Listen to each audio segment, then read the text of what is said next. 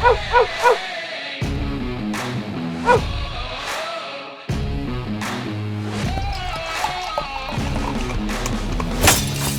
to another edition of the Dogger Pass Podcast. This for UFC 288. I'm Paul Shaughnessy.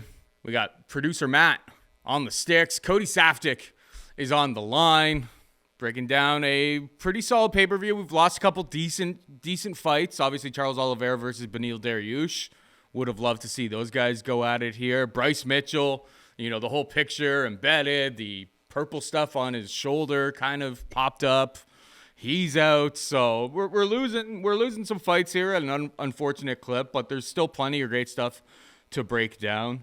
This episode of the Dogger Pass Podcast and all episodes of the Dogger Pass Podcast are brought to you by Prize Picks. Use promo code DOP when making a new account to get a match up to $100 on your first deposit. Why don't we just get right into it, Cody? Henry Cejudo takes on Aljamain Sterling in the main event. Cejudo coming back from a 3-year layoff. Henry Cejudo is a minus 120 favorite. Aljo can be had for plus 100. Take it away. Yeah, well, the biggest question mark I think on everyone's mind is what's Henry Cejudo been up to for the last 3 years? Like, did he retire in the prime of his career because he had nothing left to prove? By the way, there was still stuff to prove. Did he retire because of injuries? Did he retire because he figured he was financially set? And so now what's the reason for coming back 3 years later? Is he healthy? Does he need the money? Does he suddenly just think I'm that much better than everybody else in the division? I'm not sure, but we can only really base this on the last version of Henry Cejudo that we saw. Who's a gangster? Who's a badass? A guy that beat Demetrius Johnson at 125 pounds over the course of 5 rounds. A guy that, has the Olympic pedigree, but also been working on his striking, breaks down Marlon Moraes, knocks him out in the third, has that pressure game, knocks out TJ Dillashaw in like 32 seconds. Like, what he's capable of is world-class. He's a world-class operator. But again, the sport of MMA is super unforgiving. You look at wins that guys had 2 years ago, and they're all of a sudden irrelevant. So when you look at Henry Cejudo, the wins, he knocked out TJ Dillashaw in 32 seconds, but TJ was dropping down to 25 for the first time ever and the last time ever. Bad weight cut.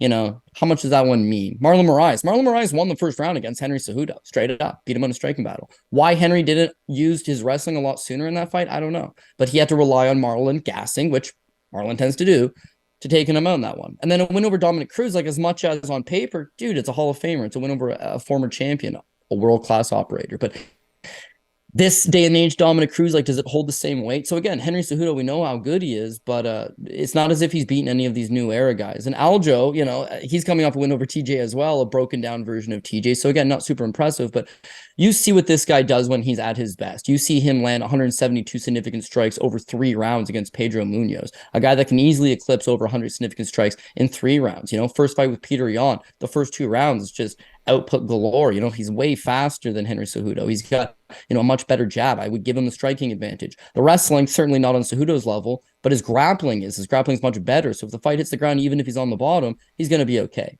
Henry's got Olympic level wrestling, but he doesn't hold guys down for the most part. Like oftentimes, even in that Dominic Cruz fight last time out, he'll score the takedown, but his opponent's able to get up fairly quickly. I would think Aljamain Sterling, even if taken down, gets up fairly quickly. If Aljo's able to end up on top, you're not getting up as quickly. This guy is super slick, Brazilian Jiu-Jitsu black belt under Matt Serra. The backpack if he needs to, but he's just a better grappler. So if he's got the striking advantage, and he's got the grappling advantage, and he's got the speed advantage, and he's got the recent experience advantage, he's the current champion, and it's basically even money.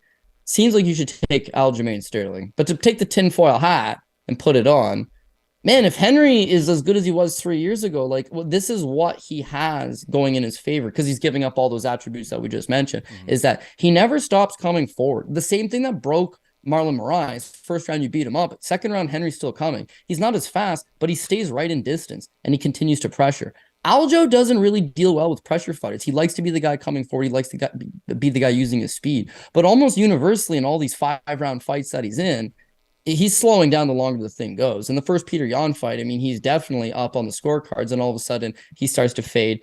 And luckily for him, Peter Yan gets himself disqualified. The second Peter Yan fight, all 3 judges scored the last 2 rounds 4 and 5 for Peter Yan. Aljo won the first 3, out grappling him. But 4 and 5, again, he's tired in those later rounds. So the Dillashaw fight ended early, but if he doesn't finish Henry Cejudo early, and who finishes Henry Cejudo early? But if he doesn't, then this thing's going to get dragged out. And I think the live betting market would favor Henry Cejudo in that pretty much anybody that fights Aljamain Sterling have to deal with the speed disadvantage and the grappling disadvantage. That's why he's not a front runner, but he wins the early rounds. They're able to take over late. I would not want to bet Henry Cejudo on a 3-year layoff right now at plus 100 when I could probably get him after the first round at plus 145. I might be able to get him after the second round after, plus 200, plus 210. But I think that this is a main event that's really going to favor those later rounds, those championship rounds. We can move on. Last thing I'll leave you with is Aljo, the first Peter Yan fight, he comes out way too hot, right? And that's what leads to him getting fatigued. The second Peter Yan fight, he decides to play super conservative. He's very conservative. He puts out half of the output. He doesn't try to ding him up early. He doesn't use that jab quite as effectively. He just tries to neutralize some of the positions and slow down those rounds. And he still tires. And then in the TJ Dillashaw fight, Dillashaw is broken goods, but he comes out hot. Like, he's shooting right away. He's creating scrambles right away. He's trying to get in his face right away. He's pushing a really hot tempo. So is that him trying to get back to his old ways, him trying to be exciting, him trying to give the fans a big spectacle, which is seemingly what he's always talking about? Or is that him, realizing the conservative approach did him no good? Because if he takes the conservative approach against Henry, it's not going to be good. If he takes the fast output approach against Henry, those later rounds, again, they're going to be key. So I wouldn't rule out Henry Cejudo. But again, we got a cap based on, recent exposure, recent tape, recent accolades. And I just feel like for this price on Aljamain Sterling, I would have to play. Now, not something I'm super confident in. I would only put it on the top line, just like last week's Ricky Simone pick, if nothing else jumped out. But this is a 14-fight card with nice picks. I don't think you got to force it onto the top ticket. I think you could just play it later on, or, at the very least, play it live, and you should be able to get a better price. Yeah, that all makes sense to me. And it's kind of the same way that I look at it. Like, this line makes sense if we knew what to expect from Henry Cejudo, and we don't. It's been a 3-year layoff. A lot of the fighters that he's been training have came in and looked great. I'm not doubting the fact that, he's going to come, it's very, very, we saw John Jones return from a long layoff, and he looked better than ever. Sometimes the greats just show up. George St. Pierre versus Michael Bisping came off the shelf after a long time. Came in, looked tremendous. Henry's on that level. He's in the conversation, maybe not on the conversation with those guys because he didn't really hang around. Didn't have all those legacy fights that maybe the other guys did, but the guy was super, super, super, super elite. But yeah, there's massive question marks. He's ever so slight favorite in this matchup as the market stands right now on a Wednesday. And yeah, Aljo's got 7-inch reach advantage. Aljo's got massive speed advantage over anybody. He trains with Merab on a daily basis, so that grind, that grit is only getting better every single time that he goes out there. It's Aljamain or pass for me right now, but I don't know if I'm going to get to it from a betting perspective, to be perfectly honest, because I just don't know if I really have much of an edge on this market. But yeah, as it stands right now, I like Aljo with you for a lot of the same reasons that you said. Moving on to the co-main event, we got Gilbert Burns taking on Belal Muhammad, minus 125 for Gilbert Durinho Burns, plus 105 for Belal. Remember the name Muhammad. Who you got here, buddy? Yeah, so this is a co-main event non-title affair, but to my knowledge, it's a 5-round fight. And I think that plays out crucial for Belal Muhammad, who's got proven 5-round gas tank. Belal, kind of his thing is he's a generalist. His striking's not world class, his wrestling's not world class, his grappling's not world class, but it's all pretty good. And over the years, he's just been putting it together. He's got high ring IQ, he's got good durability. He's not the fastest, he's a little bit plodding, but he's got a hell of a chin, so he can, cause you to fight off your back foot, exchange with him, take some bad shots early, but again, the durability checks out. He can push you into those deeper waters. In a 3-round fight, Burns is dangerous because he's going to have that speed advantage. He will willingly engage Belal Muhammad in the pocket, and if for whatever reason he can force a takedown, he's got the grappling advantage, at least the jiu-jitsu advantage on the ground. In a 5-round fight, I don't think Burns has got the gas tank, and I know for sure Belal Muhammad does. Belal's last 4 fights, for example, the Stephen Wonderboy Thompson fight, he looks fresh as a daisy after 3 rounds. He out-wrestles him easy. By comparison, both guys fought Stephen Wonderboy Thompson. Burns was clinging on to him with those takedowns, and it was a 2-1 fight, whereas I thought that Belal Muhammad, fairly easily dismantled him. The fight with Vicente Luque, training partner of Gilbert Burns, world-class striker, very fast, arguably better striker than Gilbert Burns. 5-round fight, again, he does an excellent job of just pushing you back, causing you to fight off your back foot. Yeah, you can be a world-class striker, but his general striking ability, coupled with his high-level pressure, coupled with his ability to mix in the takedowns, it's just too much constant grind. It tires you out. It slows you down. It overloads the mind. You just don't know what game plan is the proper one, and all of a sudden you're behind on the scorecards. But after 5 rounds, again, looked pretty good. And then his last fight against Sean Brady looked okay in the first round, again, but Belal just forces him back the entire time. Against Vicente Luque, he was playing laterally against the cage a lot more, allowing Vicente to come forward in Matador and then just get out of the way. People were saying he was running, then he'd mix in the takedown. Against Sean Brady, complete opposite, marching forward. So again, I think it goes to show to the ring IQ. If he realizes you're fast and dangerous, he'll play to the outside. If he realizes I need to push the pace and slow this guy down, he'll come forward. So again, against Gilbert Burns, we know he's a world-class operator, but he's another victim of who's he been fighting lately, the best guys or the biggest name guys. And he's been fighting a lot of big name guys. George Masvidal, his last time out, Masvidal just didn't have anything to offer him. In fact, he retires right after the fight. Not a great look. Prior to that with Neil Magny, yeah, he destroyed Neil Magny, which is a credible victory. I'm not going to take that one away from him. But Neil Magny's not Belal Muhammad at the end of the day. The takedowns would be a lot tougher. Belal Muhammad's never been submitted in his career. Neil Magny's been submitted at plenty of times. So it's different. You get the guy down, it's not as easy as I'm going to finish him in 1 round. And I think that's why 5 rounds is so key for Belal Muhammad. I know he's got the cardio. I know he's got the durability. I know he's got the pace. He's been quite literally online just calling for Covington, calling for Chimaev, just begging somebody, fight me. Kudos to Burns for stepping up, but short notice stepping up. Short notice Burns stepping into a 5-round fight. I can't trust his cardio. I think I can trust Belal's. The first couple rounds, dicey. You might be able to get an even better plus money line on Belal Muhammad, but pre-fight flop, I will take the underdog Belal Muhammad plus 110. Yeah, I was considering betting Gilbert Burns, and then all of a sudden I realized that it was 5 rounds, and I'm like, well, then that's why I kind of thought, like Gilbert Burns should be like minus 150 here. It's just like a lot of Belal, takes guys down, is able to neutralize them there. It's just like, well, I don't even think he's going to actually want to take Gilbert Burns down whatsoever. But then once I saw that it was 5 rounds, I'm like, all right, this number makes a lot more sense to me in this type of situation. Gilbert Burns, super, super quick turnaround. Belal Muhammad coming off of Ramadan, I don't know how much that would factor into maybe his cardio or anything like that. He's fought like right after Ramadan before, and it didn't really affect him whatsoever. So there's a few questions. I did a card on the weekend. A guy was coming off Ramadan. He looked pretty good to me, man. So yeah. I don't know. They say it's like a mental toughness thing. And by the way, a lot of it's fasting. And again, I talked to a lot of guys. They won't eat for 2-3 days. It's like good for you. So it's tough to train during Ramadan, I would imagine. And I've never had to do it. It seems crazy, but yeah, he's been doing this for 10 plus years. Like I don't know that that's something that crosses my mind about affecting his performance anymore, but I do hear you. Yeah. What I was going to say is that I think the line makes a lot of sense again. I'm leaning ever so slightly towards Belal because of the fact that it's 5 rounds. And I think it's going to be really tough they opened it on Prize Picks at 1.5 takedowns. It moved down to 1. It's like, I don't really want to get invested in something that could go under, or I could definitely see a push. I think that 1 takedown for Gilbert Burns is probably pretty accurate. I wouldn't be surprised to see him shoot them out there, but it's not going to be easy like some of his other matchups that he's had recently to secure those takedowns. Ever so slightly lean towards Belal Muhammad, but I think the market's got this one right again. Like, it's a close fight. I'm looking forward to it, and may the best man win. Moving on down, we've got Jessica Andrade taking on Xionan. Minus 200 for Andrade, plus 170 for Xionan. Who you got here, bud? Yeah, it feels like a bit of a trap. So I think Pat Mayo's theory might be onto something, but Andrade should win this fight. She's got vast more experience. She's competed at the highest level for a long time. She's still only 31 years old.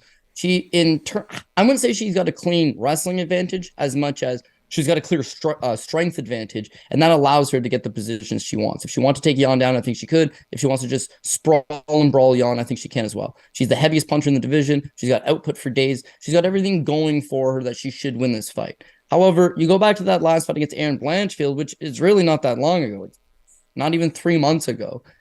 She just looked way out of it. Like, I guess it wasn't like a full camp and it was a bad camp. Her striking looked way off. She looked tentative for the first time in her career. Her grappling was abysmal. And in the second round, just packs it in and calls it a day.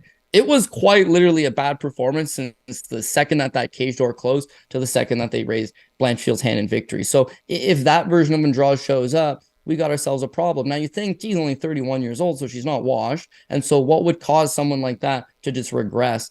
And honestly, I just think she's burnt out. Like, think about how long she's been fighting strictly in the UFC. She makes her UFC debut 10 years ago against Liz Carmouche, the current Bellator champion who was the first woman to fight in the UFC alongside Ronda Rousey. Like, that's going back 10 years ago. She's fighting at 135 pounds. She shows fights with Raquel Pennington. She's got fights with Larissa Pacheco, who wins $1 million in PFL now, fighting at 145 pounds. Okay. Raquel Pennington again, Jessica Panay, Joanne Wood, Angela Hill, Joanne Jacek, Claudia Gadelia, Tisha Torres, Karolina Kovalkiewicz, Rose Namajunas, Zhang Weili, Rose Namajunas again, Caitlin Chukagian, Valentina Shevchenko. There's no fighter that's ever fought in this division that's got ranked in the top 5 that this girl has not fought.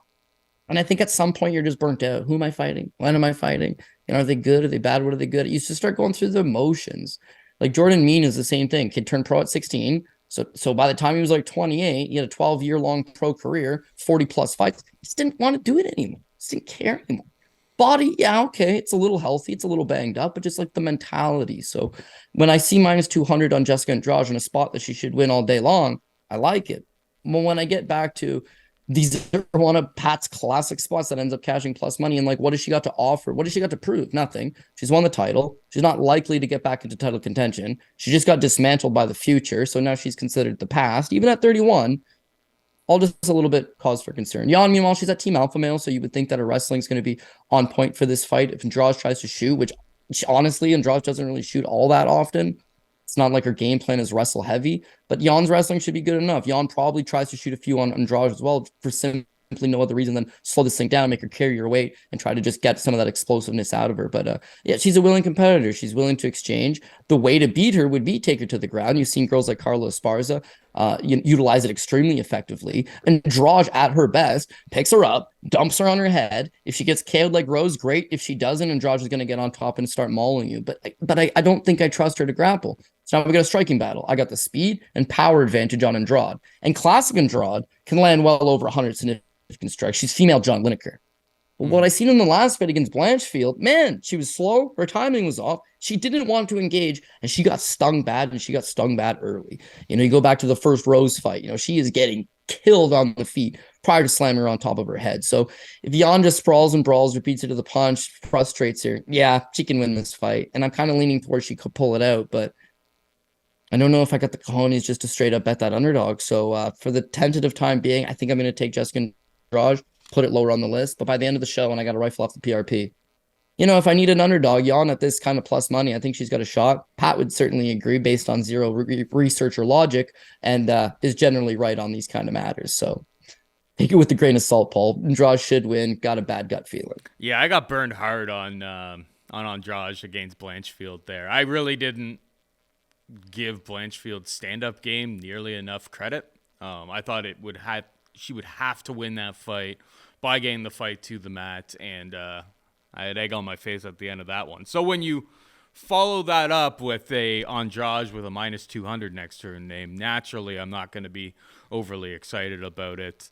I mean, if Andrade goes to the takedowns, I think she'll be able to get him pretty easy. Like, Mackenzie Dern doesn't have great wrestling, and she was able to get into those positions a few times with Xionan, who was able to survive, but there were some dicey situations where, like, if there's like another 10 seconds on the clock, who knows, probably a different result, and Jourdain is not in this fight. I'm with you. I'm picking Andrade, but a minus 200 after getting burned last time out. I had heard from somebody had reached out to me via DM. I forget their name. But like right before that, and they knew that I was on Andrade. Apparently, like, she, after the Lauren Murphy fight, like after landing an obscene number of significant strikes, she hurt her hand, and then the opportunity came up for her to take that fight against Blanchfield in a main event slot, so she took it. But she was coming in a little bit injured. It's been 3 months since then. I think she gets back on track here. I think she finds the W, but at minus 200. With maybe we've seen the best of her. Maybe she's not exactly a title challenger anymore. It's just it's a little bit too hefty of a price for me to pay to feel comfortable paying after what we saw last time out. So Andrade is going to be the pick for me, but no bet. We got Movsar Evloev taking on Diego Lopes. There is no line on this. We had Bryce Mitchell was supposed to be on this, or in this spot. It was supposed to be Bryce Mitchell versus Jonathan Pierce. Pierce pulls out. I think that was a good matchup for Bryce Mitchell. And then Evloev steps up and in. And I was looking at that, and I was just like, I can't think of too many like worse matchups for Bryce Mitchell. You know, Bryce Mitchell coming off of a loss than a Russian who's got 9 takedowns in each of his last 2 fights in MMA or in the UFC. And on top of that, has speed and technical striking advantages over him. Like, I just thought that was a horrible spot for Bryce. Bryce pulls out. There was on embedded. There was, I don't know. With this guy, it's like it totally could be like he was out like playing paintball or something like that. Like that was where my mind went first. He had like this purple stuff on his shoulder. I think he kind of revealed that on embedded because he knew he was going to pull out this week. So that the people kind of know it's like, okay, the guy probably is actually super injured. Something's obviously wrong with his shoulder. He has to pull out. Diego Lopes steps up and in. There are no lines on this fight right now, but Evloev is going to be a massive favorite. Put this in perspective. And I mean, Lopes had a tough Contender Series fight when you see what Joe Anderson Brito has been able to do inside the octagon. So don't hate the fact that, like, you know, go back to the regional scene, get a couple fights, you come back in. But my God, they're throwing him to the wolves here. If Brito's able to take you down 3 times, it's like Evloev should have no problem taking this guy down at will. And when he takes him down, it'll be absolutely his world. It's the only chance that like Diego Lopes has potentially is like any MMA fight. It's like maybe he throws a haymaker and lands it, but it's like Evloev is going to be a massive, massive favorite, and for good reason. He's obviously my pick, and I assume he's yours.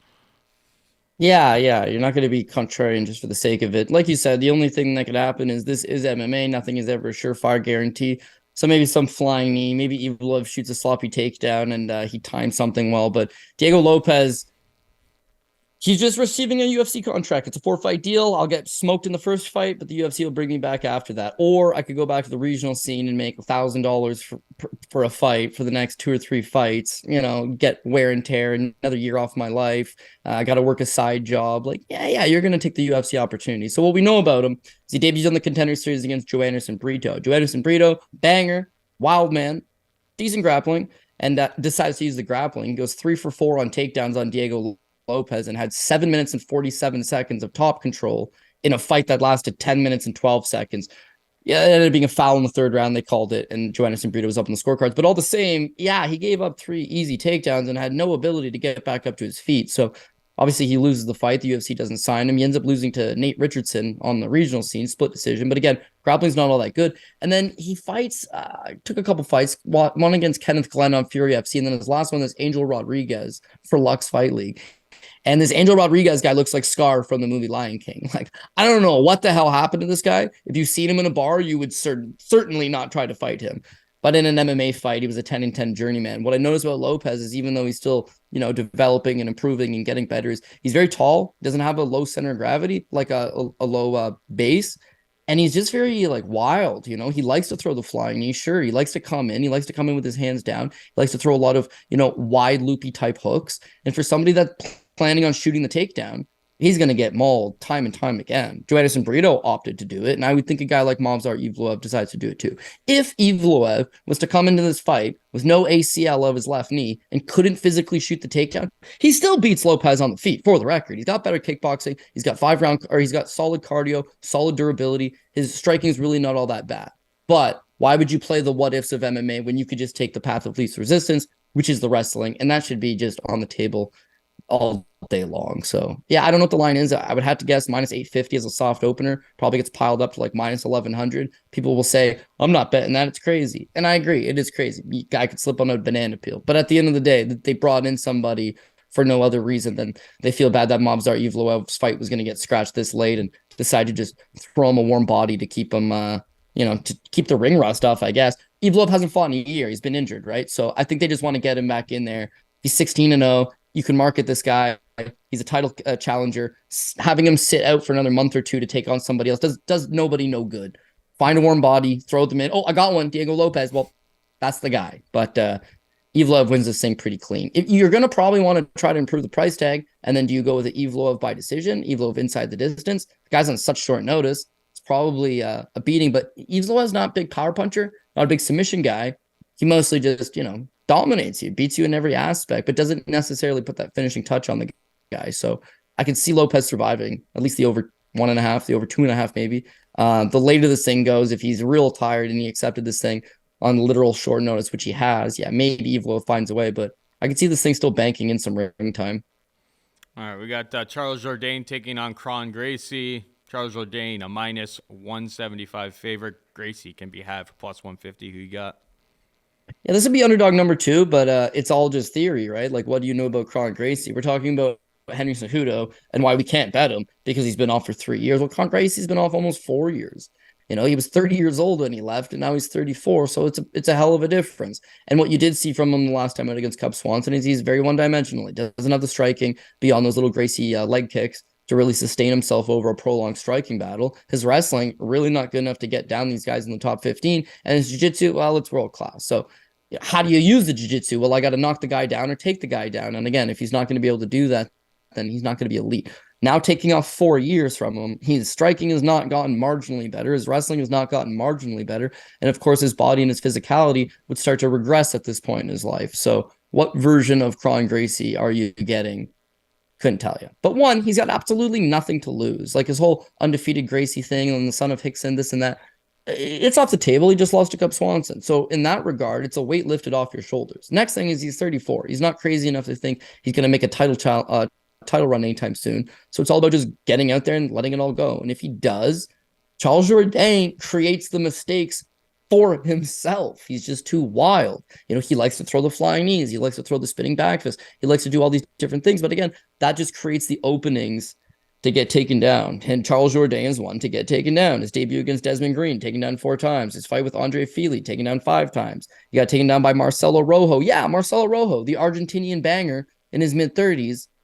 Still did take him down. Julian Rosa took him down twice and mauled him once he got him down, by the way. Andre Ewell, the boxer, one-dimensional boxer.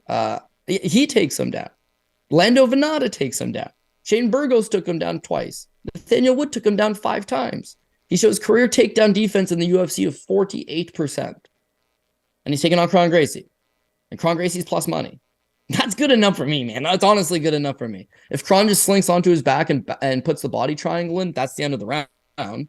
If Kron's good enough to do it for 2 rounds, and he's got this thing on the scorecards. And Jourdain, the more that he tries to push the pace and throw these crazy techniques, again, he's allowing himself to get grappled. He's allowing himself to get taken. These guys that'll fight with a smart game plan of jabbing Kron from distance, sprawling out the shot, making him come to them, yeah, they'll have a lot of success with him. These guys that are going to try to wow the crowd on a UFC pay-per-view in Newark, New Jersey, and everyone's frothing at the mouth, and I've got a legendary Gracie in the other corner. I want to have a show, knock this guy out. Yeah, well, you're going to create openings for him, and I think that's all Kron needs. You saw Kron in his debut against Bruce Leroy. Bruce Leroy is legit. He really is. And his grappling is very, very good. He makes like the one slightest mistake, Kron takes his back and chokes him out. Dems to breaks. Cub's a lot more well-rounded. Cub fought a good game plan. Charles has massive takedown defense issues. Grappling's not all that good and just fights way too chaotic to consider him having a good ring IQ. So the openings will be there for Kron, and at plus money, I'm going to take a stab. I don't hate it. I was looking at this matchup and I was just like, if it stays at range, Charles Jourdain is obviously super dangerous. But you go through all of his previous fights, the UFC did a good job of finding, and he's still the underdog in the spot. But it's like they did a good job of finding somebody that fights exciting fights and gives a window of opportunity to Kron Gracie. Gracie by sub, I just snagged a little bit of it at plus 230. I see it like moving to plus 175 in some other spots. So people are moving in on that. And I am one of those people. Don't hate the shot, Cody. When Cody Saftic backs underdogs, Paul Shag listens. That's kind of the story of this show. Moving on down, we got Drew Dober taking on Matt Frevola. Drew Dober, a minus 210 favor. Frevola can be had for plus 180. Cody.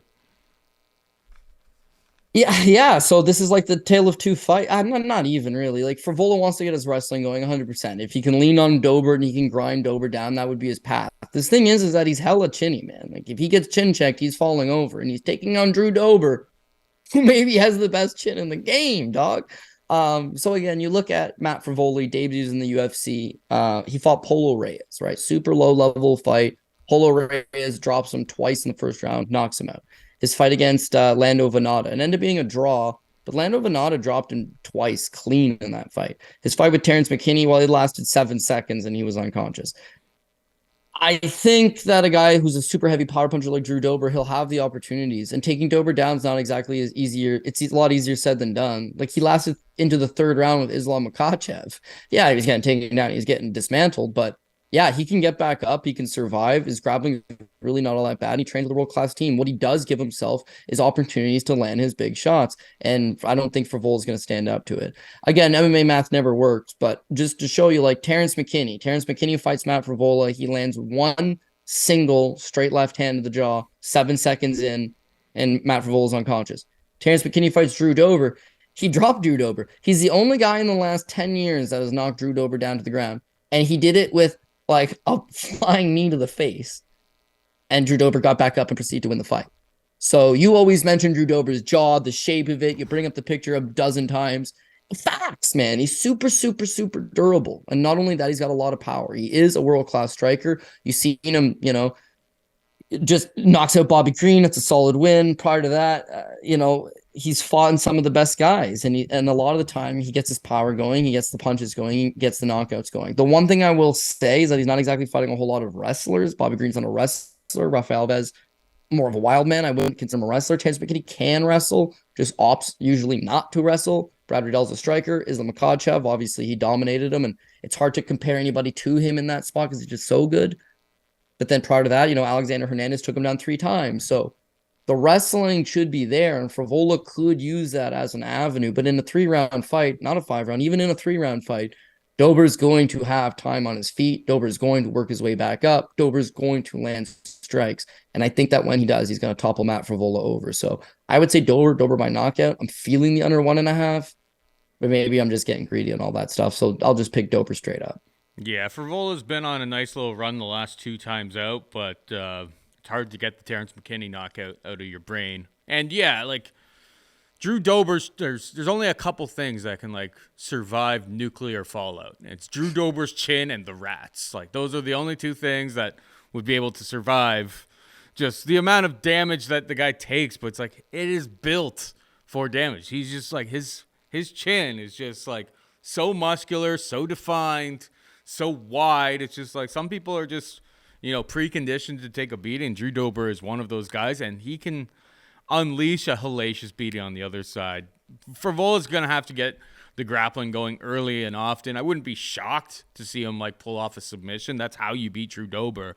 But at range, I don't think it's remotely close, and I think Drew Dober knocks him out whenever Frevola has taken on like a serious power puncher and hasn't been able to get him out of there early.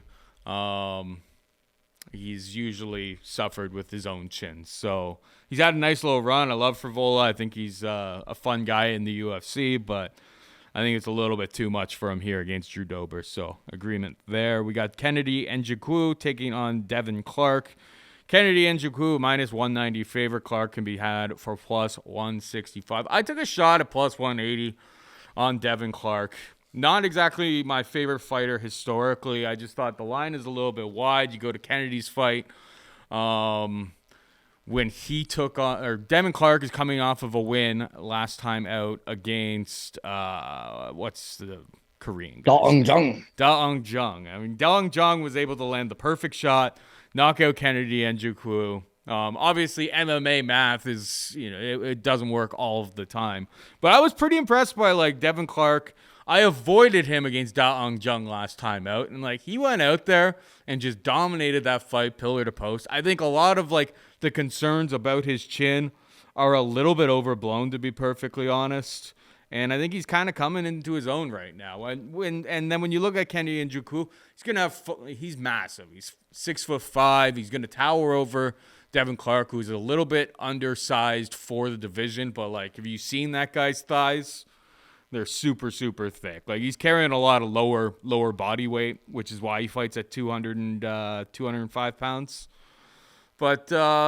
But yeah, I think he's kind of coming into his own. We've talked about him being chinny a whole bunch of times. He's been rocked, but it's like he's been proving himself to be able to fight through a lot of that stuff recently. So at plus 180, there's plus 165s out there.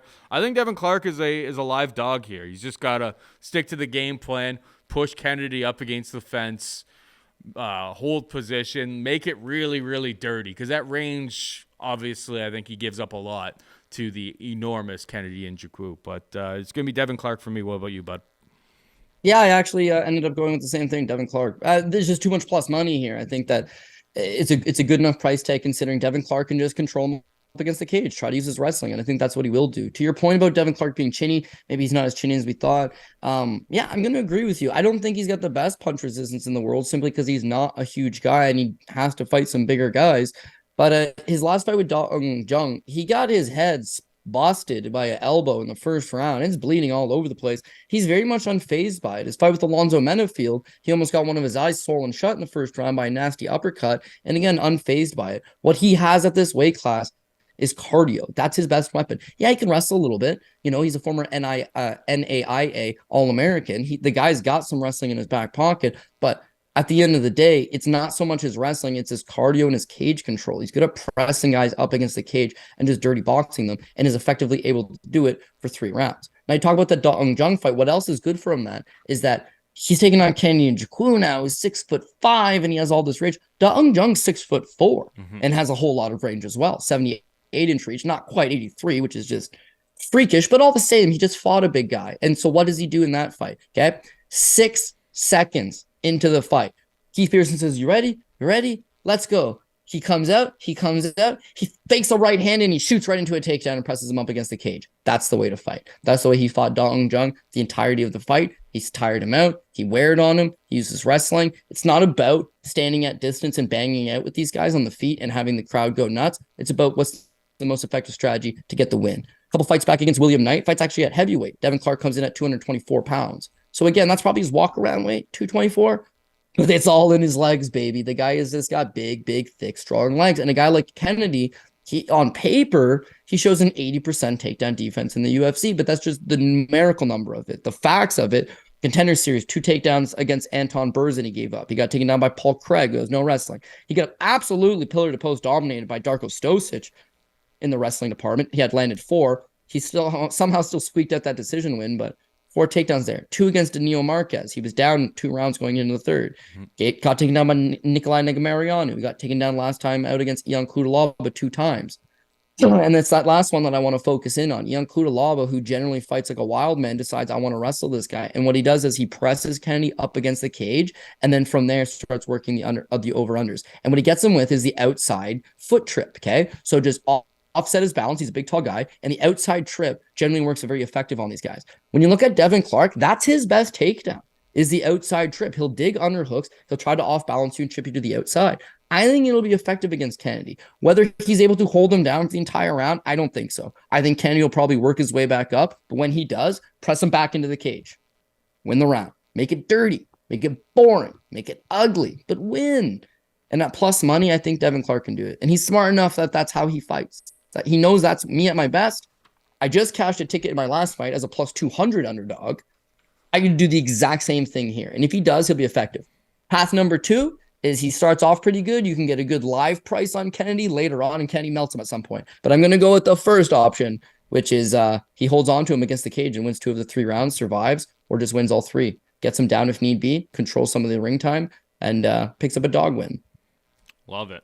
Love it when I've already put money on an underdog and Cody agrees with me. I was worried that you're just like, no, first round knockout Kennedy, and I was just like, oh God. I wouldn't be confident in it, but I'm taking the underdog. I mean, the first round Kennedy knockout is live. It's definitely well in play. Like, I'm not going to be stunned if I lose a plus 180 wager on Devin Clark, but I think he's got the tools to pull this one off. Anything can happen when people strip down to their underwear and fight in a cage for money. So be prepared for the worst, but hope for the best. Moving on down, we've got Khaos Williams taking on Rolando Bedoya. Khaos Williams is a minus 315 favorite. Bedoya can be had for plus 265. Cody, I don't know anything about this Bedoya guy. Please enlighten me. I would think Roland Bedoya is a dead man walking on the Green Mile. He's been at it for a long time. His amateur career dates back to 2013, so he's been at it for 10 years, and he's pretty much exclusively fought in Peru. Now, he's a training partner of Charles Oliveira. Thing is that the guy's picking up quality victories in Peru. He's training with a great guy like Charles Oliveira, and yet at no point does anybody land him on the radar. He is wild. He's not very technical, but he's a brawler. He's going to get in your face and he's going to try to brawl with you. It's exciting on the South American regional scene. How it translates over to the UFC, I'm sure there's some guys that he can beat. Unfortunately, they did not give him a particularly good matchup in his debut. If you go back and you watch just 2 fights ago against Mauricio Alatorre, okay? So the fight's in 2021, but it's 2 fights ago for Bedoya. This Mauricio Alatorre, he's 40 years old, okay? And he was on a 7-fight losing streak. Of those 7 fights, 6 of them were by knockout. So he's just an old journeyman. And this old journeyman almost beats Bedoya a bunch of times, dude. He almost knocked him out. Not a good fight. Not a good win. The guy's 17-6 against nobody on a long losing streak and 40 years old. Not really quality, and he gotten dinged up in that fight. So again, when you see him, it's like, I think he's very physically strong. If you listen to me break down guys from Peru on this show, they're all physically strong. I got a lot of respect for them. I think that for, guys that probably don't have the most training outlets and tools and funding and all that, they're very strong. They're very primal. They're very good fighters. But unfortunately, a lot of them just lack that skill. And in Bedoya's case, he's not young getting better. He's been at it for 10 years. He is who he is. He's raw and he's going to come at you. Khaos Williams, meanwhile, Khaos Williams kind of used to be in a similar situation in that he didn't really get into fighting right off the get-go. He went to jail. He spent years in the prison. When he got out of prison, he's like, I can fight. And damn, he wasn't lying, man. This guy can fight for sure. He's got wicked fast hands. He's got massive, massive power. You watch his 2 fights in the UFC, he dusts Alex Morono in like 36 seconds. He beat Razak Al Hassan. It looked like he was a legitimate power puncher that could carry on. Unfortunately, doesn't have those skills quite yet. But boy, he's been putting them together, and I actually really like what I see out of him. He beats Matthew Semmelsberger on, a solid fight, stayed at distance, played it very smart, showed like a level of maturity. The next one against Miguel Beza, starches Miguel Beza, takes him to the 3rd round, and he shows that big power he's got in the first. Yeah, it carries right through, man. This guy can knock you in the first, he can knock you in the second, he can knock you in the third. That's bad for Bedoya because he's probably going to get knocked out in the first, but if for whatever reason he doesn't, he's going to get knocked down in the second, or he's going to knock down in the 3rd round. Khaos Williams then has a very competitive fight with Randy Brown. I personally was very heavy on Randy Brown. Split decision win. Dicey. Khaos Williams is putting it all together. He's in a room right now with some of the best guys in Michigan, some of the best guys in the sport. He's worked with Jamal Hill. And at 29 years old, wrestling lots in camp, fantastic shape. He's going to get sneaky good, man. And he's going to give a lot of these mid-level top 15 to top 10 range guys some serious problems. And because he's been off for a year and they're trying to ease him back in, they've given him a guy that's likely going to stand right in front of him and get completely starched. And they're looking to promote these guys from Michigan and New York and New Jersey because they're in New Jersey for this card. So how else are we going to get this crowd to light up and get on their feet and go nuts? We're going to give a Peruvian guy who's tough as nails and willing to stand right in front of guy whose first name is Khaos. His mom switched it because he was chaotic in his childhood and now is a full-grown man. Like, he's got some absolute chaos in both hands. He lands on you, it's going to be a bad day. If you had striking defense, if you had an ability to move laterally, if you had an ability to just wrestle for 15 minutes, you can avoid that big power. But Bedoya doesn't do any of those things. In fact, quite the opposite. He stands right in front of you. So I just can't see it going well for him, other than, you mentioned this, it's a fight, man. It's MMA. Anything can happen. You just got to land the right shot at the right time. But again, I think Khaos Williams has got him fairly outgunned here. Mm-hmm. I mean, yeah, the tricky part is like Khaos Williams at some shops is already like minus 200 inside the distance.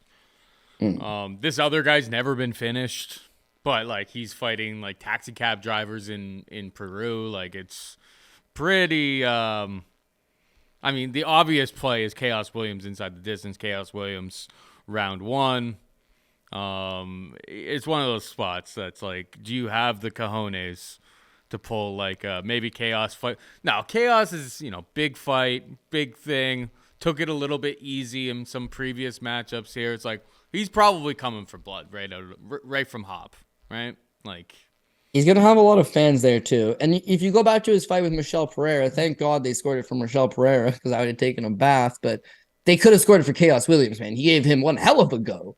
Like this guy, I've underestimated him since the get-go. And you know what? It was probably just ignorant of me. Like this guy was in jail. He wasn't training, but it's like this guy's got a desire and a natural athletic ability that he just grinds in the gym. He's going to get a lot better. And if you check him out on social media, you check out his gym on social media, this guy's a workhorse, 29 years old, already got God-given power in both hands. I think it'll be a problem. He shows up in great suits to like post-fight press conferences. Guy's got swag, just oozing swag. Yeah, I'm with you. Williams inside the disc. I'm not going to get cute and try to chase a decision here. I don't know enough about Bedoya to know that like he could survive the death touch. We've talked about Khaos Williams having the death touch before. Some people have survived, but he's long overdue to knock somebody's head off. So. Yeah, and if he says, you know what, I'm going to talk to Charles Oliveira, who better to get advice from, one of the best lightweights to do it, and an absolute tyrant. Then with Charles, it's like, okay, you get knocked down early, and then you get knocked down again, and you submit him. But Bedoya, you're probably not going to get up after the first knockdown, certainly not getting up after the second one, and not submitting him. So Charles don't move his head, man, and Bedoya don't move his head either. Charles has an X factor up his sleeve that he can pull out. I don't think Bedoya does. But anyways, we spent a lot of time on this debuting fighter, so we can move on. Well, I needed to get all of the information out of it. But like, yeah, if you're not moving your head against Khaos Williams, that head's about to get knocked off. So yeah, he's a rifle fave from the sounds of it here. We move on down. We got Marina Rodriguez taking on Virna Jandiroba. Minus 145 for Rodriguez, plus 125 for Virna. Who you got here, buddy? Hot man strikes again. We're going to go with Virna Jandiroba. Now, again, if Virna decides to stand at distance, this ain't going to go well for her. She's very plodding. She throws the same punch very predictably. She's kind of just like a one and done with that right hand standing. But, man, the girl can wrestle, and that would be the key. Marina Rodriguez gives up takedowns in every single one of her fights. This is just running back. Mendo Lemos, 1. Xionan, 2. Mackenzie Dern, 1. Yeah, Mackenzie Dern. Michelle Watterson, 1. Amanda Ribas, 1. Carla Esparza, 5. Cynthia Calvillo, 3. The last person that didn't take her down would have been Tisha Torres, and that was 4 years ago. So it's always been a kryptonite in her game is that she gives up takedowns. And at 36 years old, she's low-key past the best days of her life. Yeah, she can strike, and she's got some decent power for 115 pounds, but the wrestling just never caught up. It is what it is. Now, let's talk about the Ribas fight. Get taken down early, survive the first, and then cold cocker in the second. Yeah, that could happen here. You can stay in the fight long enough to land those shots. I'm hoping Drew Dober uses a similar strategy, which is maybe give up some early takedowns, but work your way back up and land those shots. But Virna's physically strong, and like her wrestling is really not all that bad. So you're looking at her last fight against Angela Hill, 4 takedowns. She was able to take down Ribas. She was able to take down Mackenzie Dern. She was able to take down, I don't know. It's not worth talking about the Felice Herrigs and the Mallory Martins of the world. The main thing is that her wrestling is pretty solid for women's 115 pounds. Her jiu-jitsu in her top game, world class at this level. She just needs to get those takedowns in 2 of the 3 rounds. If she gets 1, I don't think Rodriguez is getting back up. If she can get a takedown in the second, Rodriguez is probably not getting up. She loses the 3rd round but doesn't get knocked out, all good. The thing is, she's got to commit to it. And she's not exactly young herself, and I think she's got a bad knee. So what kind of shape is she going to show up in? I don't know. But again, at plus money, does she have a path to victory? Yeah, 100%. She is the superior wrestler, taking on someone who just struggles massively in these spots, right? With giving up the takedown. And her jiu-jitsu is good enough that it's not as if take her down and then, she explodes back up and you got to chase another one. It's just like take her down and staple her to the mat. Angela Hill's a far superior striker. Angela Hill's got a ton of experience. Angela Hill's been working on her takedown defense a ton, but Virna just puts hands on her and she's like very freakishly strong. So there's a very clear avenue here for her, and I think that she may be able to play it. If she was the favorite, well, maybe I'd be considering the other side with Rodriguez sprawling, brawling, or getting taken down early, but hopefully winning second and the 3rd round based on volume or some type of theory that I would have concocted. But yeah, this just goes half Pat Mayo theory and half wrestlers generally win these spots, but I think the grappling will be key. So I would take the plus money shot here on Jandiroba. You read my notes, bro? No, dog, we on the same page? You steal my bets? I took a stale plus 140. The market's moved a little bit, but I still think I like plus 125s that are out there for a lot of the same reasons as you. I took the plus 140. I saw the market moving that direction. It's just like, well, Jandiroba has the exact kind of skill set that causes Marina Rodriguez problems. We saw Marina Rodriguez is, she's gonna have a striking advantage. She lands some real kill shots over the course of her career, but every single fight, Xionan took her down 2 times. Carla obviously is one of the best wrestlers in the division's history, but yeah, took her down 5 times. Cynthia Calvillo 3 times. It's like, that's exactly what Virna is going to do in this fight, and Virna is probably pretty similar to like Dern, but with better wrestling and not as crazy jiu-jitsu. So I think Virna makes this ugly, holds her up against the cage, gets takedowns here and there, fights a very, very smart fight, and pulls away an ever so slight greasy kind of decision, as women's MMA fights tend to be. So yeah, I'm with you. Virna, plus 125, don't hate it. I'm not entirely sure where this market's going to go by the end of the week, so there could be some love that comes back in on Rodriguez and you get a better price than plus 125 because it seems to have definitely stalled. They're getting buyback on both sides of the of this matchup at this point. Oh, we got a doozy here next, Cody. Oh, do we ever, Paul? We got Porker. Do we ever? We got Porker. He's taking on UFC debutant Braxton Smith. Parker Porter is a minus 175 favorite. Braxton Smith can be had for plus 150. Watched a little bit of tape on this Braxton Smith fella, and I mean, he is exactly what you kind of expect a 5-1 debuting heavyweight brawler to look like. I don't see much footwork. I don't see much skills outside of the fact, like, the guy's super, super thick. He's short. He may not be easy to take down, but, like, he's, like, a former kickboxer. So it's like, I don't think he has any sort of grappling to speak of. The guy just throws absolute haymakers, and it's heavyweight MMA. So I'm sure crazier things have happened. Parker Porter has been starched early in fights by guys that just land the perfect shot, as can happen to pretty much anybody in heavyweight MMA. You know me, low-level heavyweights. I was just praying that I could get on board the Braxton Smith stuff, which is like, I just don't see very many tools there. Like, I don't think that there's really much to this guy yet. Maybe he's going to be making some serious improvements, but from like the limited fights that he has out there, they're all, he's finishing guys super, super early. It's not like nice setups. It's not nice footwork. It's like literally just him going forward and throwing absolute haymakers. It's fun. It's enjoyable to watch, but it's like, it's not how you get wins long-term in the UFC. Parker Porter is the pick for me. I was interested. I haven't looked since I was thinking about it. The only way I could ever get involved in like a Braxton Smith prop, and I bet you they're probably pretty short. Yeah, Smith in round 1 I see out there at plus 200. It's like that's probably his own. He's going to have to land a big looping bomb, lands at the perfect time, perfect spot. They're not even giving you much better than his money line. And some people are moving in on that. It's probably his only path to victory. It is low-level heavyweight. It's not the craziest thing that would ever happen, but I really don't see the tools all there for him to be successful at this level long-term. Parker Porter is the pick for me. Ugh.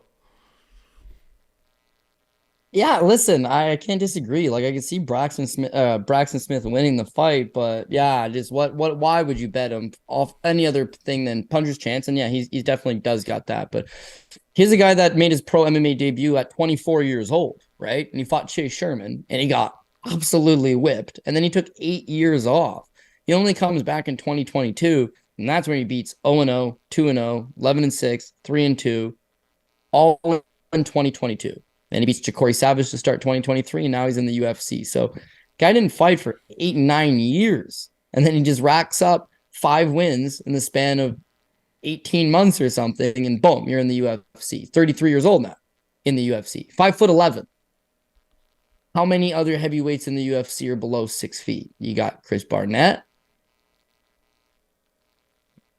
Ilir Latifi when he's not a heavy. He didn't want to cut. You're right. Yeah. You're right there. But you know what I'm saying, dude? Like, none of these heavyweights are below 6 feet. So I know when he's gonna come in. And you say, oh, he throws bombs, he's wild, he throws bombs. He does. Here's the one thing that you forgot to mention. He's throwing these bombs from way downtown, dog. Definitely. He's not like he sets these things up. No. They are just coming from the hip side and got big power, gonna knock guys out. He looks like Carl Winslow from Family Matters, only jacked up and maybe on steroids. Yeah. So how do you beat Parker Porter? Well, there's only one real style that works for you, which is just bum rush these guys, chuck wild bombs, and maybe land. And how could you potentially beat Parker Porter? Exactly that. He's been knocked out 4 times, but maybe more important is that he's been knocked out all 4 times in the first round. And most times fairly early in the first round. Fought John Jones back in the day, but he actually got knocked out in 36 seconds against John Jones. This Josh Diekman, who is a journeyman, a seasoned journeyman, but again, he lasts 1 minute and 12 seconds. His fight against Chris Daukaus in the UFC, he got dropped twice in that fight, but overall knocked out 4.5 minutes in the first round. And his last time out against Justin Toffa, 1 minute and 5 seconds. So those guys are power punchers, though, right? Well, Braxton Smith is a power puncher. So if he does land one of those bombs early, the first 3 minutes of the fight, that would be his avenue. Second thing, it's like, well, dude, he's just so sloppy that Parker will allow himself to not get hit. But look, Parker's not a defensive marvel himself. He gets hit by most guys. And even back in his fight with Alan Bodo, like, he's getting his ass kicked by Alan Bodo in the stand-up before able to force him down to the ground. So he's got to do the same thing here. He's got to grab a hold of Braxton Smith. He's got to peel him to the ground. He's got to set up some top control. You talked about the size of Devin Clark's legs. Well, Parker Porter, I mean, he's got a couple barrels on him. Once he sets up on top, it's very hard to get this guy off half guard, right? So I would think that the game plan is get a hold of him, take him down, and wear on him. Braxton Smith's last 6 fights of his career, every fight of his career, I think the longest he's had a fight last is 2 minutes and 2 seconds.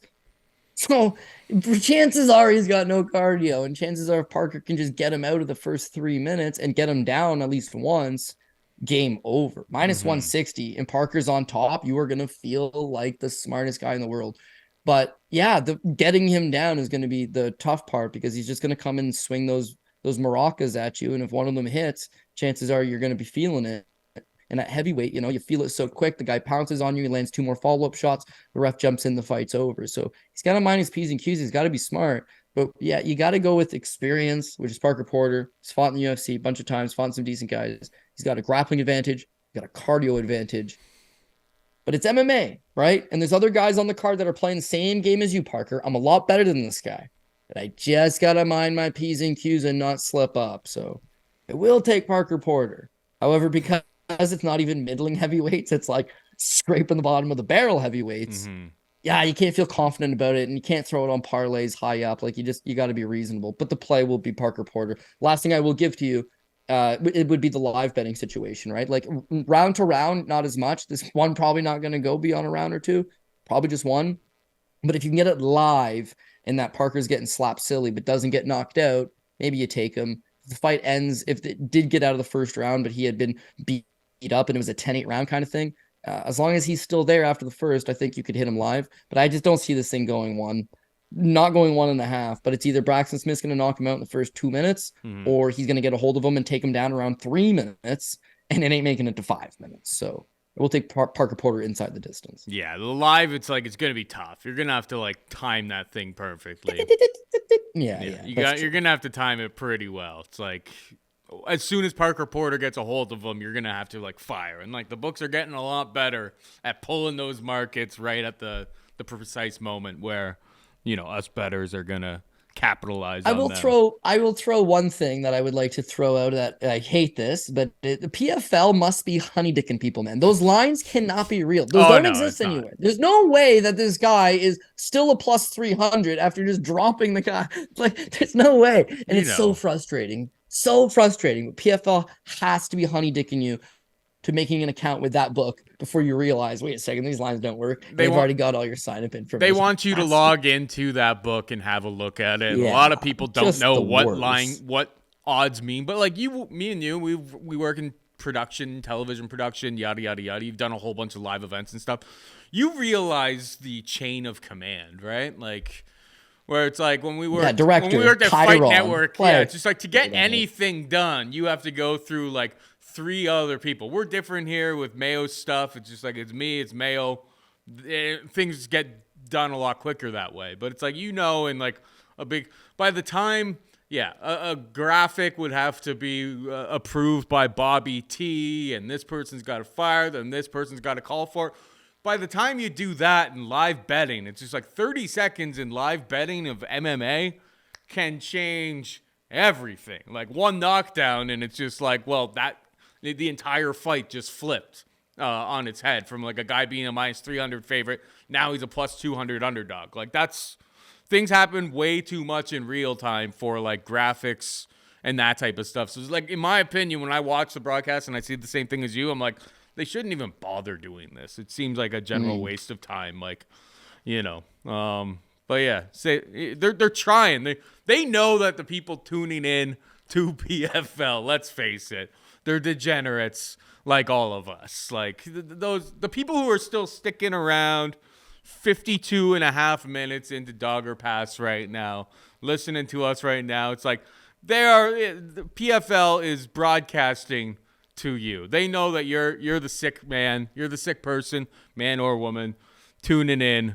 You got bets on it. Otherwise, you'd probably be doing something else with your Friday night. That's just my thoughts on the matter.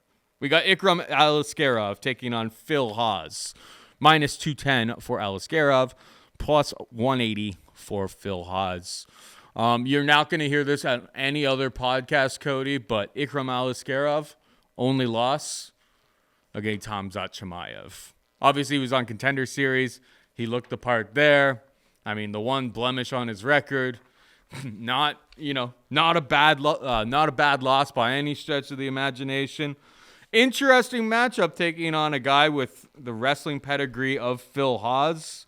But my problem with Hawes, if all else is equal, say if like the wrestling is a complete wash between these two guys, I don't trust Phil Hawes' chin if this turns into an absolute banger fight. So I think Ikram is the side at minus 210. I don't know if I'm going to attack it from a betting perspective, though. What's your take here? Yeah, so this is a fight 100% I'm looking at from a live betting opportunity. Aliskerov, I'm sure you'll hear from everybody. His only loss is to Khamzat Chimaev. What you won't hear is that fight's at a catch weight of 175 pounds. And he was the middleweight, and Khamzat was the welterweight. And Khamzat, known for his wrestling, very young, very green, knocks him out in 2 minutes. Like, I don't know how good his durability is. He's got a nasty Kimura. He can wrestle. He gets you to the ground, he's going to give you some problems. But his striking is really not all that good. It's very, not great timing on it, very open, doesn't move his head, there to get hit, but he gets a hold of you, he takes you down. So Phil Hawes is a junior college national champion, right? The guy transferred over to a D1 school. The guy has legitimate wrestling. So I don't know that I would say that Aliskerov has a wrestling advantage over him. In terms of the striking, Phil Hawes has the better striking. In terms of the power, Phil Hawes has got some ridiculously good power. But yeah, Phil finds ways to lose. Phil's got bad gas tank. Phil's got bad cardio. Phil makes questionable decisions.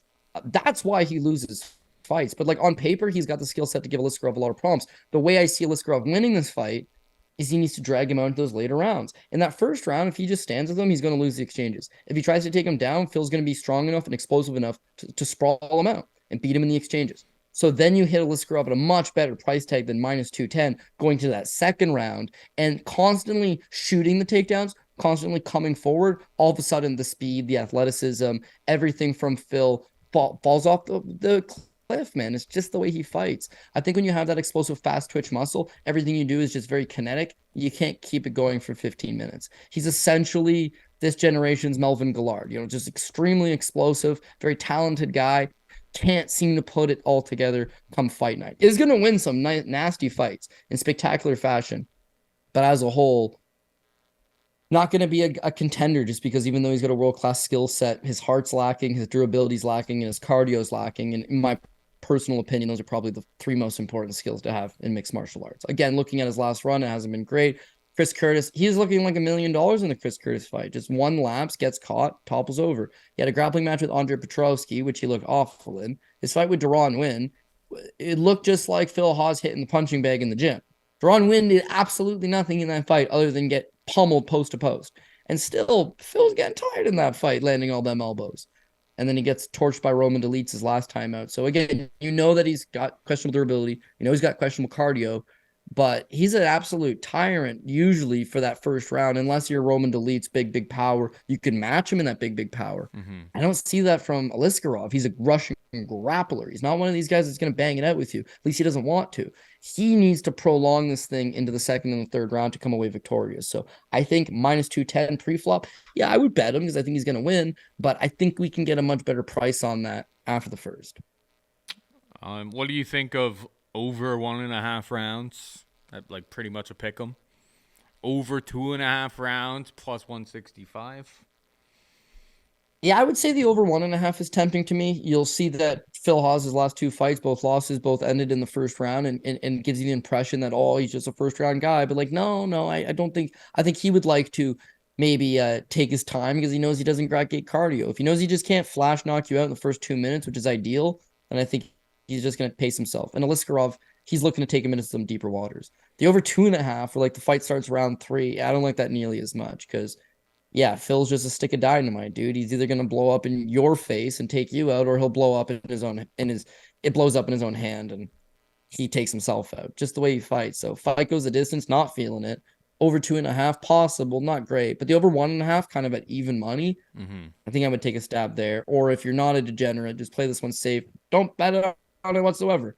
But again, have a look at the live betting market if you are an Aliskerov guy. I think we get a better price. And if he smokes Phil Hawes in the first round, or even if he just wins the first round, that live betting window is not existent anymore. Like that first round's key for Hawes. If he loses that one, there's no coming back. All right, we got Rafael Estevam taking on Zhalgas Zhumagulov. Back from retirement, Zhalgas. Happy to see him back. Poor guy just can't catch a break in any decision. Like, judges hate him.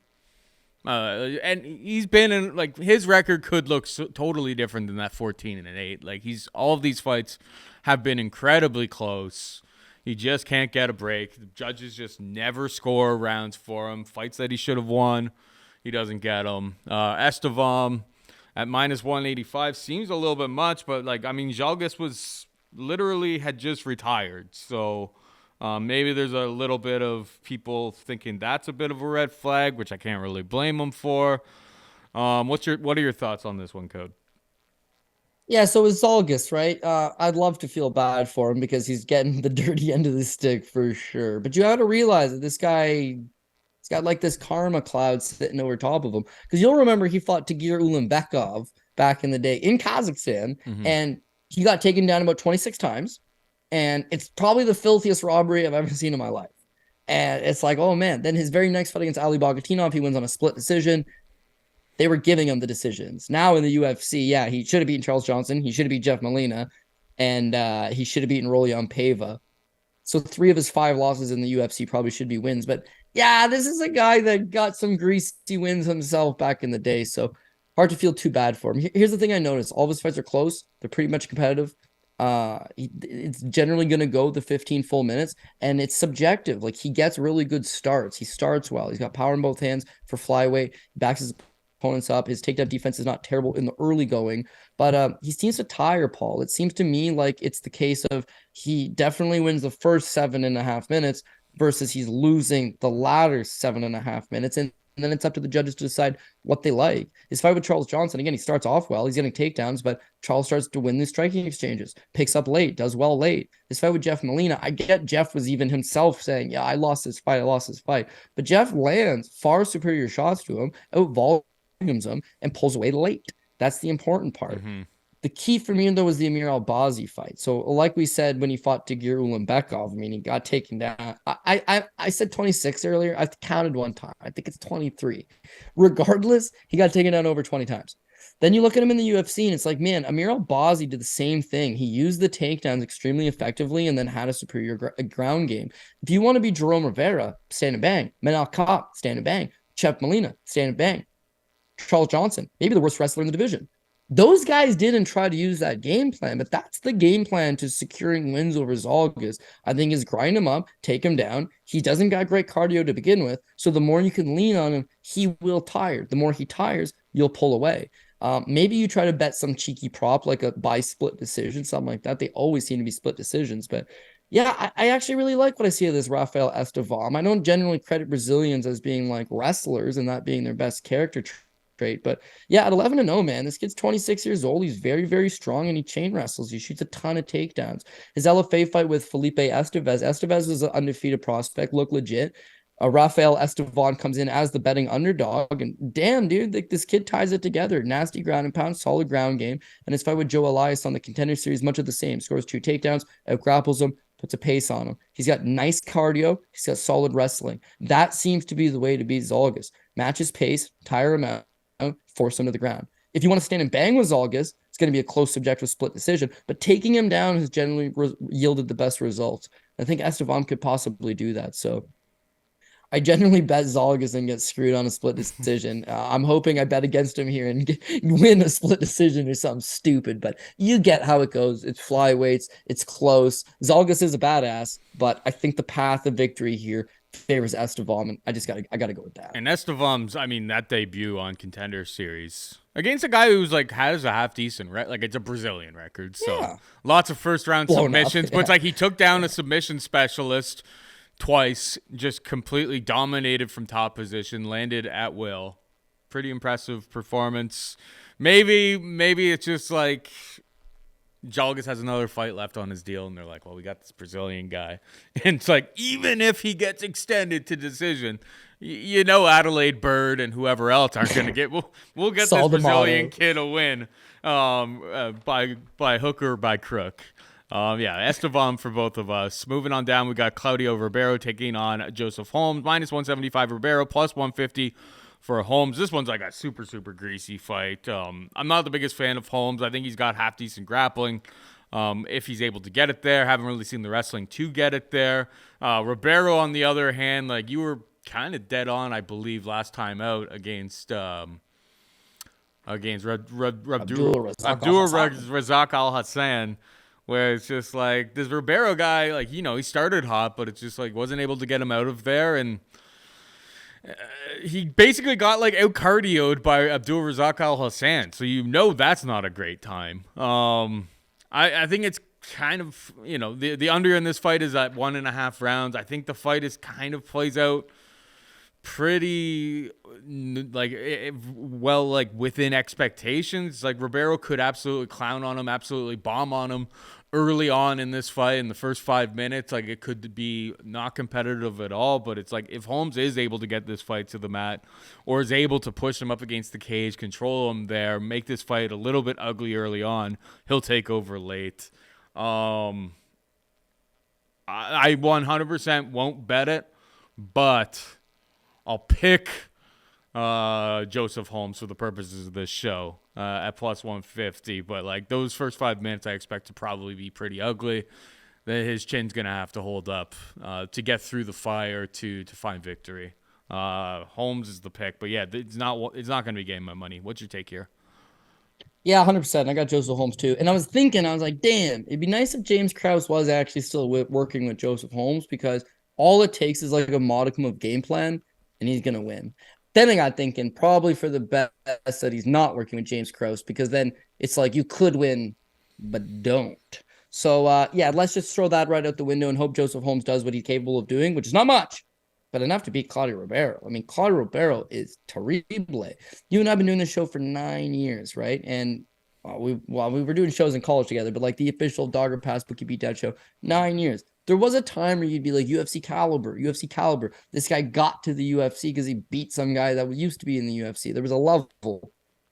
Claudio Ribeiro, I think you could show to any young aspiring fighter who has no talent and say, you too could make them a UFC someday. Braxton Smith is in the UFC from bum rushing guys. Like Claudio is in the UFC and he's not very good. I mean, you see him on the Brazilian regional scene. I mean, the guy's got no ability to get off the cage, right? His grappling's not very good. He'll bang it out with you. He's willing to throw some power, but his durability, head way up in the air, not very good. Now he fights this Kelly's Albuquerque. Kelly's Albuquerque he's 40 years old. He's a former 155-pound fighter who was fighting at 170 because he was old and out of shape, and decides to fight him in a 5-round fight at 185 pounds.